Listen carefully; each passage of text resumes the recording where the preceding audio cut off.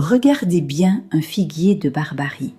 Tout, dans sa construction, est pensé pour survivre là où presque rien ne pousse.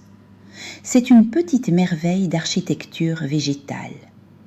À la fin de ce cours, vous saurez comment le figuier de Barbarie est construit, comment il stocke l'eau et pourquoi son fruit est si particulier.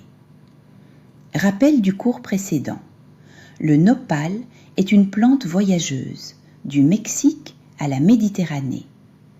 Voyons maintenant comment il est bâti, car sa construction explique sa force. Voyons de quoi il s'agit.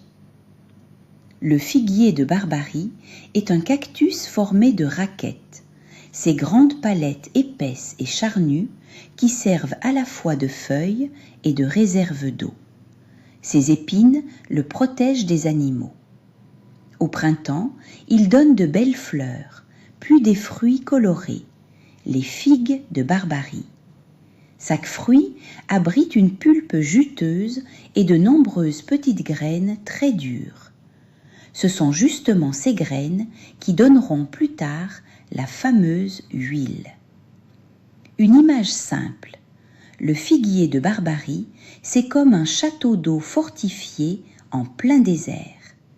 Il stocke l'eau dans ses raquettes, se protège avec ses épines et redistribue sa richesse à travers ses fruits.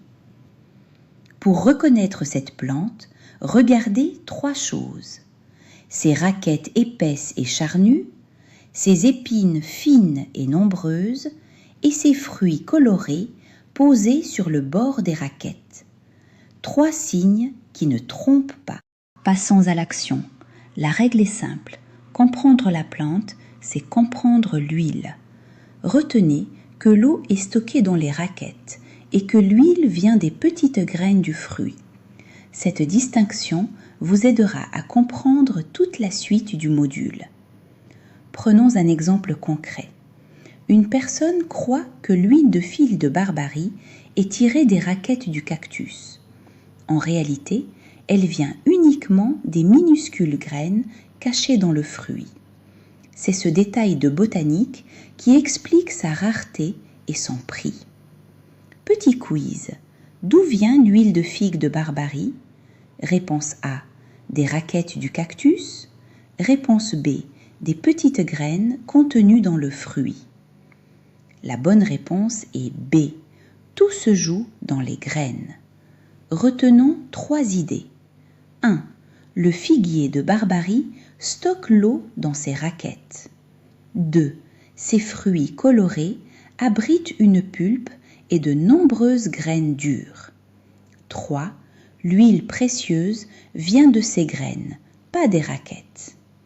Dans le prochain cours, on parle de culture et de terroir. Où pousse le figuier de Barbarie et pourquoi certaines terres lui réussissent mieux que d'autres? Pour aller plus loin et mieux comprendre votre peau, rejoignez gratuitement l'Académie de la Peau Nopal Life.